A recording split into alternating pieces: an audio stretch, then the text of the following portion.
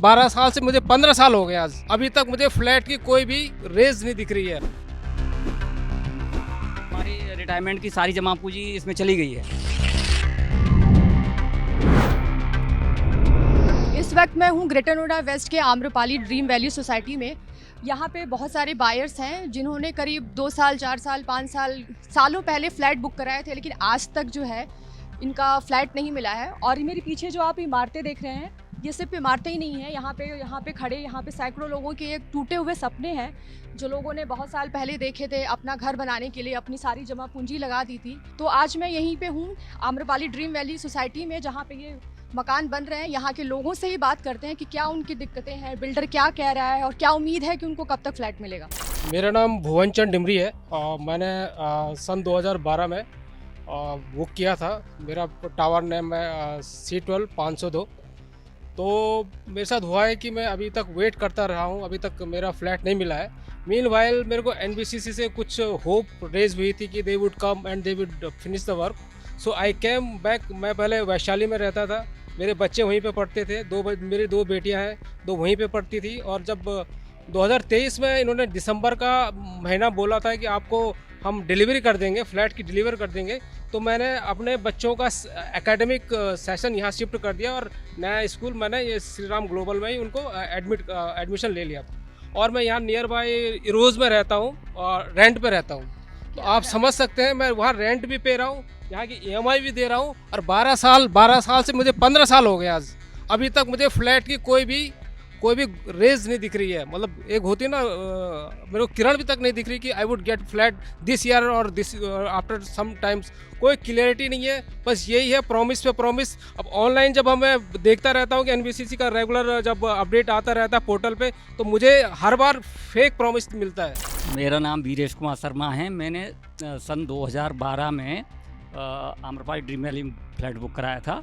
और जब हमने फ्लैट बुक कराया था तो उसमें कंडीशन थी कि 36 महीने 36 प्लस माइनस 6 मंथ में हमको फ्लैट की डिलीवरी मिल जाएगी।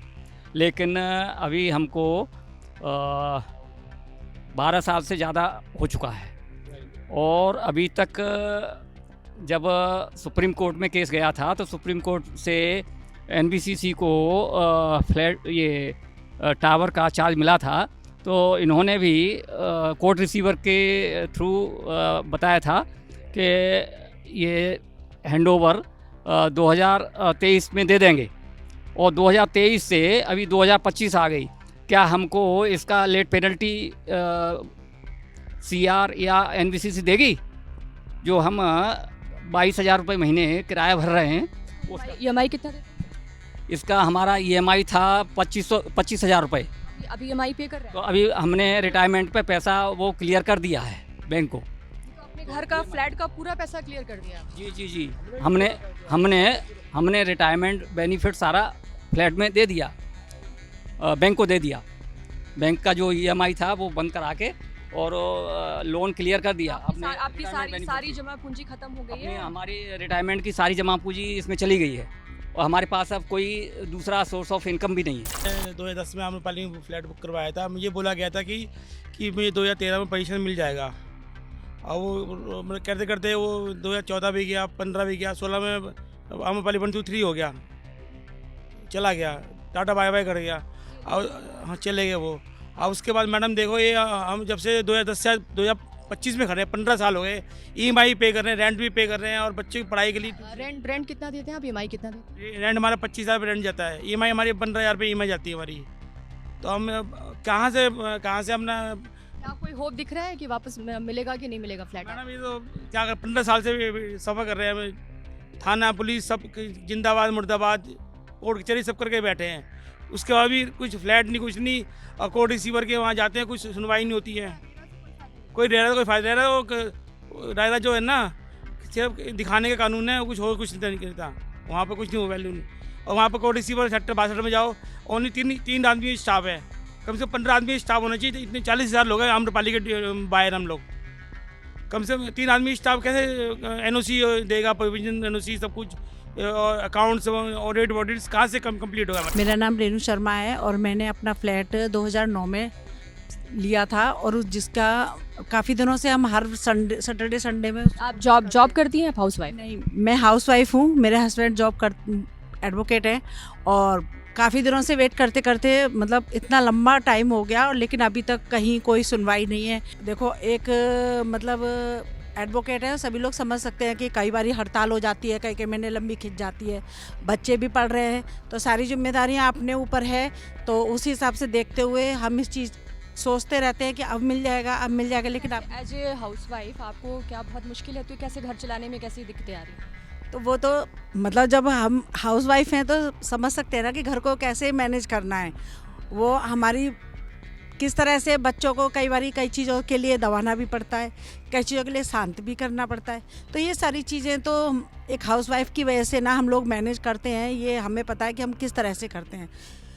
लेकिन उम्मीद करते हैं कि जल्दी से हमारा काम पूरा हो और हमें फ्लैट मिले तो कम से कम हम रेंट से तो बचेंगे। तो यही हम उम्मीद करते हैं। अभी तो मुझे 1.5 साल तक भी उम्मीद नहीं लग रही है वैसे। जी, मेरा नाम विजय कुमार है। 2010 में मैंने फ्लैट बुक कराया था यहाँ पर। पहले की बात तो सबको पता ही है कि आम्रपाली ने हम लोगों को ठगा, इतना दिन हो गया। लेकिन अब शिकायत है एनबीसीसी से। एक छोटी सी बात मैं बताना चाह रहा हूँ कि एनबीसीसी वालों को अपना कमिटमेंट भी नहीं पूरा कर पा रहे हैं। अगर आप आज से 6 महीने पहले भी पूछते उनसे कि फ्लैट कब दे रहे हैं तो वो कहते कि मार्च 2025 में डेडलाइन है, हम प्रोजेक्ट को हैंड ओवर कंप्लीट कर रहे हैं। लेकिन आज देखेंगे तो 3 साल बाद भी मुझे नहीं लगता कि फ्लैट मिलेगा। तो स्थिति बहुत ख़राब है। इनकी पॉलिसी है कि बाहर से चमका के रखते हैं, आप आएंगे तो एक्सटर्नल वर्क दिखेगा, लेकिन किसी भी टावर के अंदर देखेंगे तो 10 आदमी से ज़्यादा आपको काम करता हुआ नहीं दिखेगा। तो बहुत डिले हो रहा है प्रोजेक्ट, यही है। जी, मेरा नाम विनय कुमार सिंह है। मैंने 2013 में सेल्फ फंडेड था, मतलब खुद पैसा लगा के, अपना लोन नहीं है। पहले आपने सारा अपना सब पैसे लगा दिए? हाँ, जो सेविंग था वो लगा के ही मैंने लिया था शुरू में ही। प्रोजेक्ट जब रुक गई तो बाद में शुरू हुई तो सुप्रीम कोर्ट ने भरोसा दिलाया कि आपको 4 सालों में हम प्रोजेक्ट बना के दे देंगे। ये 17-18 की बात है सर। और 10 इंस्टॉलमेंट उन्होंने बांधा। हम लोगों ने 10 इंस्टॉलमेंट में सारा पेमेंट उनको दे दिया।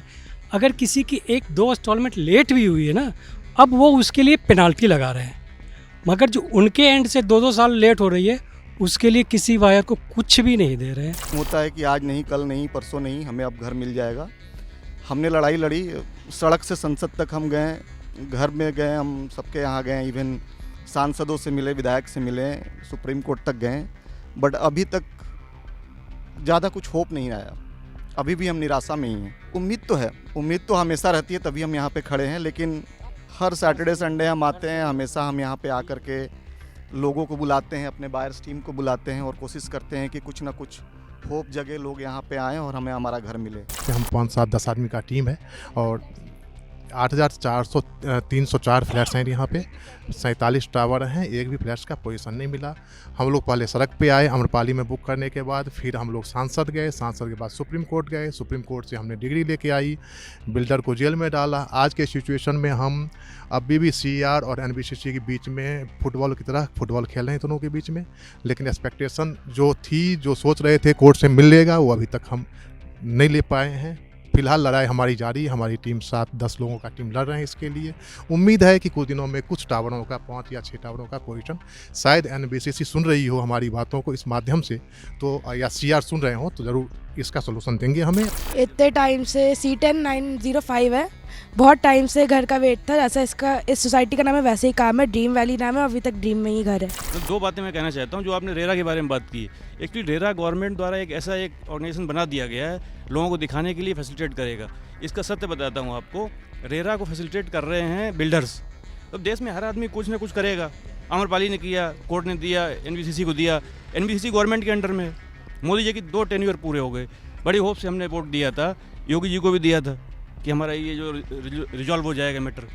उनका 2 हो गए, तीसरा चल रहा है, उनका दूसरा चल रहा है, बट हम वहीं के वहीं पे। बहुत सारे लोग इस बात के गवाह होंगे, 2015 से लेकर और अभी तक। पहले बिल्डर भागने की कोशिश में था, उसको हमने नहीं भागने दिया। हम लोग पहले लोग हैं जो सुप्रीम कोर्ट पहुंचे थे अपनी दरख्वास्त लेके और PIL फाइल की थी। उसके बाद सुप्रीम कोर्ट में मिस्टर अरुण मिश्रा के सौजन्य से काफ़ी चीज़ें आगे बढ़ी हैं। NBCC जब से पिक्चर में आया, 1500 करोड़ रुपए का प्रोजेक्ट था ये, 47 टावर्स, 8300 फ्लैट्स।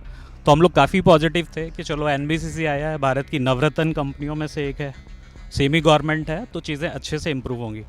और वो भी कोई समाज सेवा करने नहीं आए थे। दे आर चार्जिंग अस 8% फ़ी, ठीक है। तो हम लोग जो भी बायर्स पैसे पे करते हैं उसमें से 1500 का अगर आप 8% निकालोगे 120 करोड़ रुपए NBCC के पास गए। तो अगर गए हैं तो आप चैनलाइज तरीके से लोगों के घर के पूरा एक प्लान क्यों नहीं रेडी करते हो। हम लोगों को इन्होंने अप्रोच खुद किया था कि आप लोग आइए, AO बनाइए, घर रेडी हैं और पोजीशन देना शुरू करते हैं। हमें भी लगा कि चैनलाइज तरीके से चीज़ें अच्छी बढ़ रही हैं, चलो हेल्प करते हैं इनकी। हेल्प के नाम पे चिंता बहुत जताती है NBCC की टीम, उसमें कोई दो राय नहीं है। तो मैं चाहता हूँ कि NBCC के जो भी हायर ऑफिशियल्स हैं वो इस चीज़ को ज़रूर सुने कि अगर आप लोग चिंता कर रहे हो तो उस पर काम भी करिए। और मैं 2010 का बायर हूँ। उस समय 2010 में स्मार्ट सिटी करके आम्रपाली ने लॉन्च किया था एक प्रोजेक्ट। एक्चुअली उस समय एक इनका स्लोगन था रोटी कपड़ा और मकान। मुझे जॉब करते हुए 1 साल ही हुआ था। मैंने सारी प्रायोरिटी साइड करके, जो कुछ गाड़ी नहीं लेना, कुछ लेना, मैं सबसे पहले घर बुक किया था।